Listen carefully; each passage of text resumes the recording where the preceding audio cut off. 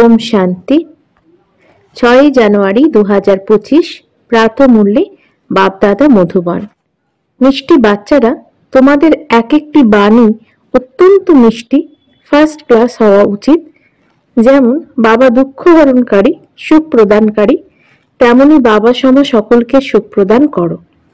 প্রশ্ন: লৌকিক আত্মীয় পরিজনদের জ্ঞান প্রদান করার যুক্তি কি? উত্তর: মিত্র সম্বন্ধী ইত্যাদি সকলের সাথে নম্রভাবে, প্রেমপূর্বক, প্রফুল্লিত হয়ে কথা বলা উচিত। তাদের বোঝানো উচিত যে হলো সেই মহাভারতের যুদ্ধ। বাবা রুদ্র জ্ঞানযজ্ঞ রচনা করেছেন। আমি তোমাদের সত্য বলছি যে ভক্তি ইত্যাদি তো জন্ম জন্মান্তর করেছ, এখন জ্ঞান শুরু হচ্ছে। যখনই সুযোগ পাবে তখনই অত্যন্ত যুক্তিযুক্তভাবে কথা বলো। আত্মীয় পরিজনের সঙ্গে অত্যন্ত স্নেহপূর্ণ ব্যবহার রেখে চলো। কখনো কাউকে দুঃখ দিও না। গীত। অবশেষে সেই দিন এসেছে আজ। ওম শান্তি।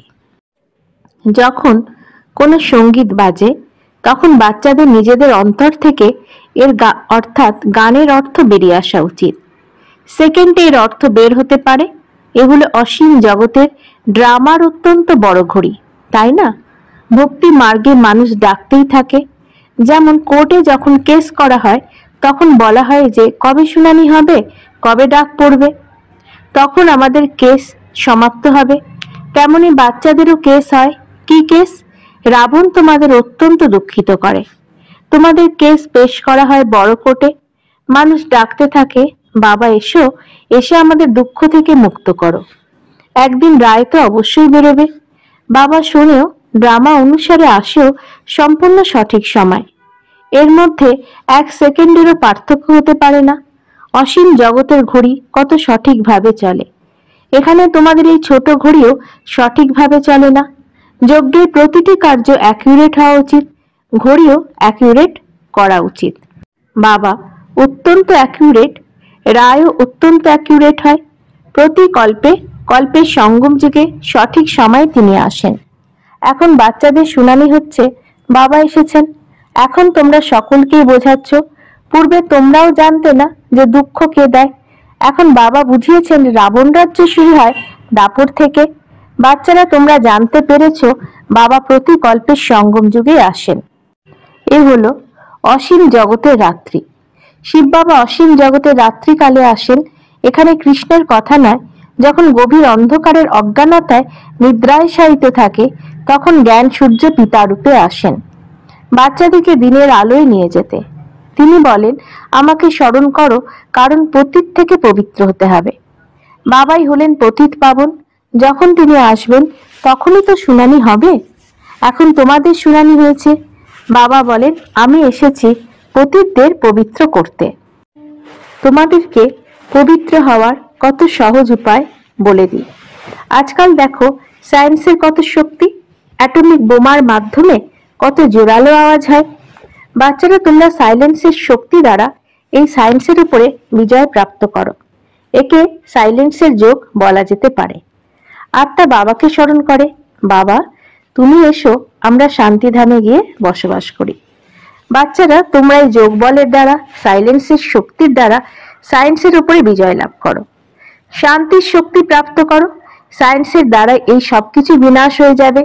বাচ্চারা, তোমরা সাইলেন্সের মাধ্যমে বিজয় লাভ করো। বাহুবলীরা কখনো বিশ্বের উপরে বিজয় প্রাপ্ত করতে পারে না। এই পয়েন্টসও তোমাদের প্রদর্শনীতে লেখা উচিত। দিল্লিতে অনেক সার্ভিস হতে পারে, কারণ দিল্লি সমগ্র ভারতের রাজধানী। তোমাদের রাজধানীও দিল্লিতে হবে। দিল্লিকেই পরিস্থান বলা হয়। পাণ্ডবদের কোনো কেল্লা থাকে না। কেল্লা তৈরি করা হয় তখন যখন শত্রু আক্রমণ করে। তোমাদের তো কোনো কেল্লার প্রয়োজন নেই। তোমরা জানো আমরা সাইলেন্সের শক্তির দ্বারা নিজেদের রাজ্য স্থাপন করছি। ওদের হলো আর্টিফিশিয়াল সাইলেন্স, তোমাদের হলো প্রকৃত সাইলেন্স। জ্ঞানের শক্তি, শান্তির শক্তি বলা হয়। নলেজ হলো পঠন পাঠন। পঠন পাঠনের মাধ্যমেই শক্তি প্রাপ্ত হয়। যখন কেউ পুলিশ সুপারিনটেন্ডেন্ট হয় তখন কত শক্তিশালী হয়। ওসব হলো পার্থিব বিষয় যা দুঃখ প্রদান করে। তোমাদের সমস্ত কথাই হলো আত্মা সম্বন্ধীয়। তোমাদের মুখ দ্বারা যে বাণী নির্গত হোক না কেন, তার এক একটি বাণী যেন সর্বোত্তম মিষ্টি হয়, যাতে শ্রবণকারী শুনে অত্যন্ত খুশি হয়। বাচ্চারা, বাবা যেমন দুঃখ হরণকারী, সুখ প্রদানকারী, তেমন তোমাদেরকেও সকলকেই সুখ প্রদান করতে হবে। আত্মীয় পরিজন, পরিবারেও যেন দুঃখাদি না হয়। সকলের সাথে মর্যাদা অনুসারে চলতে হবে। গুরুজনদের সঙ্গে প্রেমপূর্বক চলতে হবে, যেন মুখ থেকে এমন মিষ্টি ফার্স্ট ক্লাস শব্দ নির্গত হয় যাতে সকলে আনন্দিত হয়ে যায়।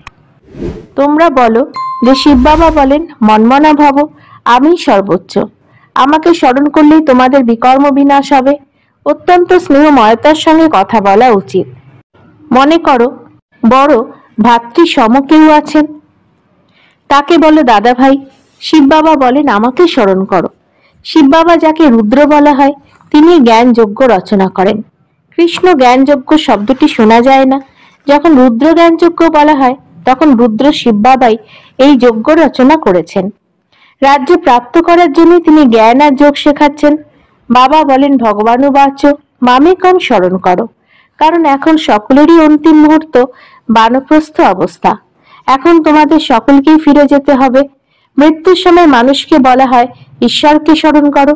এখানে ঈশ্বর স্বয়ং বলেন, মৃত্যু সম্মুখে দাঁড়িয়ে রয়েছে, এর কবল থেকে কেউ বাঁচতে পারে না।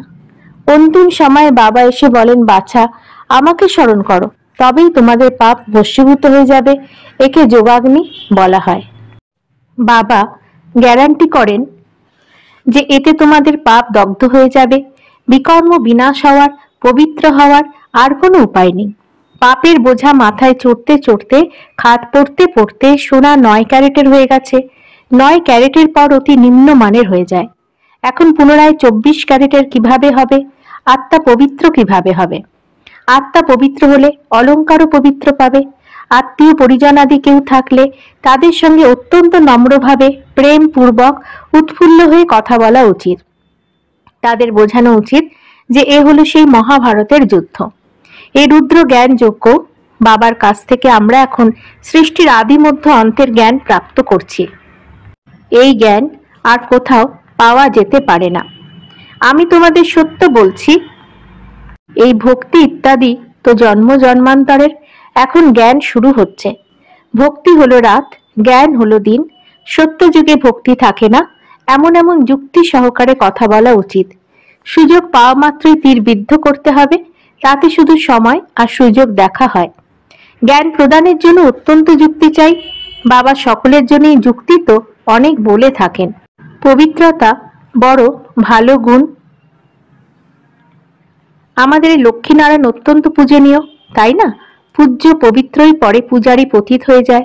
পবিত্রের পূজা পতিত বসে করে, এ শোভা পায় না। অনেকে তো অপবিত্রদের থেকেই দূরে পালায়।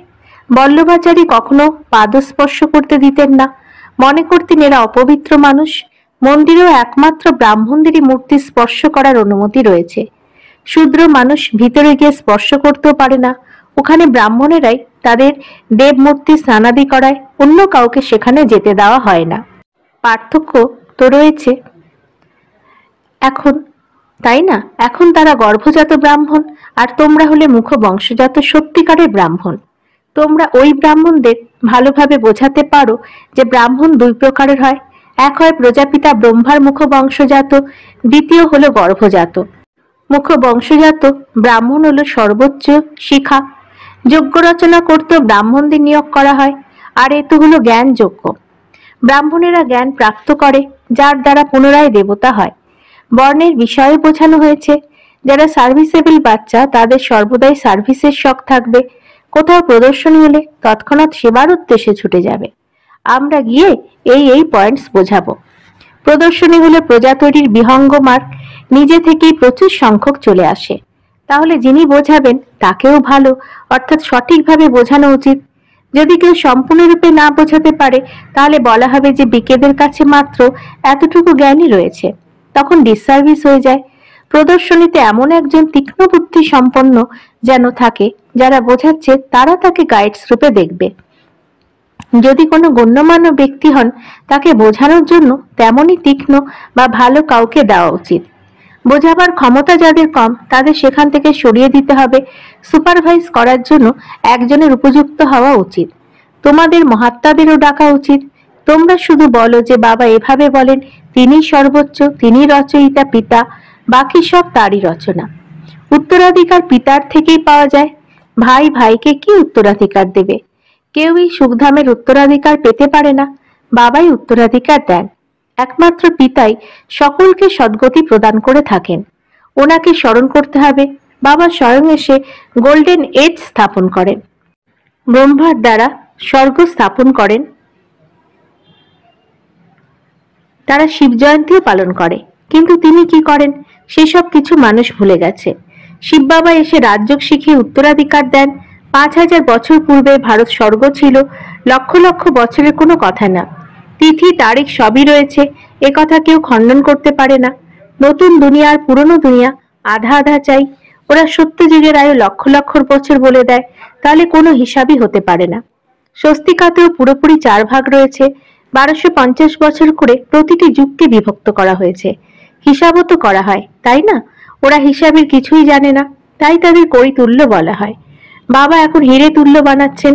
সকলে অপবিত্র ভগবানকে স্মরণ করে, তাদের ভগবান এসে জ্ঞানের দ্বারা ফুলে পরিণত করেন। বাচ্চারা তোমাদেরকে জ্ঞান রত্ন দ্বারা সুসজ্জিত করতে থাকেন। তখন দেখো তোমরা কিসে পরিণত হও।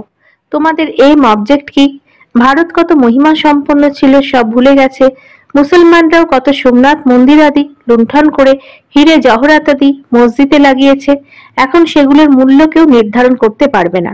এত বড় বড় মণিমাণিক্য রাজাদের মুকুটে থাকতো, কোনোটি 1 কোটি মূল্যের, কোনোটি 5 কোটি মূল্যের।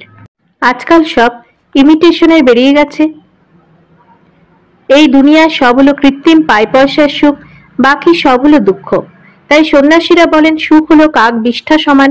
তাই তারা ঘর পরিবার ত্যাগ করে। কিন্তু এখন তারাও তমপ্রধান হয়ে গেছে, তারাও শহরের অভ্যন্তরে প্রবেশ করেছে। কিন্তু এখন কাকে শোনাবে? রাজা রানী তো এখন নেই, কেউ মানবে না, বলবে যে সকলেরই নিজ নিজ মত রয়েছে, যা ইচ্ছা তাই করে, এই সৃষ্টির সংকল্পের দ্বারা রচিত হয়েছে। বাচ্চারা এখন বাবা তোমাদের গুপ্ত রীতিতে পুরুষার্থ করান, তোমরা কত সুখ ভোগ করো। যখন পরে অন্যান্য ধর্ম বৃদ্ধি পায় তখন লড়াই ঝগড়া দিয়ে মনোমালিন্য হতে থাকে। 3/4 সময় তোমরা সুখে থাকো। তাই বাবা বলেন তোমাদের দেবী দেবতা ধর্মই অত্যন্ত সুখদায়ী। আমি তোমাদের বিশ্বের মালিক বানাই। অন্যান্য ধর্ম স্থাপকেরা কোন রাজ্য স্থাপনও করে না, তারা সদ্গতি প্রদানও করে না। তারা আসে শুধুমাত্র তাদের ধর্মই স্থাপন করতে। তারাও যখন অন্তিম সময় তমপ্রধান হয়ে যায় তখন বাবাকে আসতে হয় শতপ্রধান বানানোর জন্য। তোমাদের কাছে শত শত কোটি কোটি মানুষ আসে, কিন্তু কিছুই বোঝে না। তারা বাবাকে বলে অমুকে অত্যন্ত সঠিকভাবে বুঝিয়েছে, অত্যন্ত ভালোভাবে। বাবা বলেন কিছুই বোঝে না। যদি বুঝে যেত যে বাবা এসেছেন বিশ্বের মালিক বানাচ্ছেন, ব্যাস সেই সময় নেশায় মত্ত হয়ে যাবে আর তৎক্ষণাৎ টিকিট নিয়ে তারা ছুটবে। কিন্তু ব্রাহ্মণের চিঠি তো অবশ্যই আনতে হবে বাবার সঙ্গে মিলিত হওয়ার জন্য। বাবাকে চিনে গেলে তখন মিলিত না হয়ে থাকতে পারবে না, একদম নেশায় মত্ত হয়ে যাবে। যারা নেশায় বুধ হয়ে থাকবে তাদের অন্তরে অত্যন্ত খুশি থাকবে, তাদের বুদ্ধি আত্মীয় পরিজনের দিকে যাবে না। কিন্তু অনেকেই বিভ্রান্ত হয়ে যায়। গৃহস্থ ব্যবহারে থেকে কমল পুষ্প সমান পবিত্র হতে হবে আর বাবাকে স্মরণ করতে হবে। এ তো অতি সহজ। যতখানি পারো বাবাকে স্মরণ করতে থাকো। যেমন অফিস থেকে ছুটি নাও, তেমনি কাজকর্ম থেকে ছুটি পেয়ে 1-2 দিনের জন্য স্মরণের যাত্রায় বসে পড়ো। আচ্ছা, প্রতি মুহূর্তে স্মরণে বসার জন্য সারাদিনই ব্রত রেখে নি বাবাকে স্মরণ করার, এতে কত জমা হয়ে যাবে, বিকর্ম বিনাশ হবে। বাবাকে স্মরণ করার মাধ্যমে শতপ্রধান হতে হবে। সারাদিন সম্পূর্ণরূপে কারোরই যোগ লাগতে পারে না, মায়া অবশ্যই বিঘ্ন ঘটাবে। তথাপি পুরুষার্থ করতে করতে বিজয় প্রাপ্ত করে নেবে। ব্যাস, আজ সারাদিন বাগিচায় বসে বাবাকে স্মরণ করি, ব্যাস ভোজনের সময় বসে স্মরণ করি, এতেই পরিশ্রম। অবশ্যই আমাদের পবিত্র হতে হবে, পরিশ্রম করতে হবে, অন্যদেরকেও পথ বলে দিতে হবে। ব্যাজ অত্যন্ত ভালো জিনিস। রাস্তায় পরস্পরের মধ্যে বার্তালাপ করতে থাকলে অনেকেই এসে শুনবে। বাবা বলেন আমাকে স্মরণ করো, ব্যাস মেসেজ পেয়ে গেছে আর আমরা আমাদের দায়িত্ব থেকে মুক্ত হয়ে গেছি। আচ্ছা, মিষ্টি মিষ্টি হারানিধি বাচ্চাদের প্রতি মাতা পিতা বাপ দাদা স্মরণে স্নেহ সুমন আর সুপ্রভাত। আত্মাদের পিতা বসে তার আত্মারূপী বাচ্চাদেরকে জানাচ্ছেন নমস্কার। আমাদেরও বাপ দাদাকে ধন্যবাদ, নমস্কার। ধারণার জন্য মুখ্য সার: 1. কাজকর্মাদি থেকে ছুটি পেলে তখন স্মরণে থাকার ব্রত নিতে হবে। মায়ার উপর বিজয় লাভ করার জন্য স্মরণে থাকার পরিশ্রম করতে হবে। 2. অত্যন্ত নম্রভাবে আর প্রেমপূর্বক প্রফুল্লিত হয়ে আত্মীয় পরিজনদের সেবা করতে হবে, কিন্তু বুদ্ধি যেন তাদের দিকে বিচারণ না করে। প্রেমপূর্বক বাবার পরিচয় দিতে হবে। বরদান: চলতে ফিরতে ফরিস্তা স্বরূপে সাক্ষাৎকার করানো সাক্ষাৎকার মূর্তি ভাব। যেরকম শুরুতে চলতে ফিরতে ব্রহ্মা গুপ্ত শ্রীকৃষ্ণ দেখা যেত, এই সাক্ষাৎকারই সবকিছু ত্যাগ করিয়ে দিয়েছে। এরকম সাক্ষাৎকার দ্বারা এখনো সেবা করো। যখন সাক্ষাৎকারের দ্বারা প্রাপ্তি হবে তখন বাবার বাচ্চা না হয়ে থাকতে পারবে না। এই জন্য চলতে ফিরতে ফরিস্তা স্বরূপের সাক্ষাৎকার করাও। ভাষণ করার জন্য অনেকে আছে, কিন্তু তোমরা ভাষণাদাতা হও, তখন সবাই বুঝবে এরা হলো আল্লাহর লোক। স্লোগান: সদা আত্মিক আনন্দের অনুভব করো, তাহলে কখনো বিমর্ষ হবে না। নিজের শক্তিশালী মনসার দ্বারা সকাশ দেওয়ার সেবা করো। এখন নিজেদের হৃদয়ের শুভ ভাবনা অন্য আত্মাদের কাছে পৌঁছে দাও। সাইলেন্সের শক্তিকে প্রত্যক্ষ করো। প্রত্যেক ব্রাহ্মণ বাচ্চার মধ্যেই এই সাইলেন্সের শক্তি আছে। কেবল এই শক্তিকে মন থেকে, তন থেকে ইমার্জ করো। 1 সেকেন্ডে মনের সংকল্পগুলোকে একাগ্র করে নাও, তাহলে বায়ুমণ্ডলে সাইলেন্সের শক্তির প্রকম্পন শত ছড়িয়ে পড়বে। ওম শান্তি।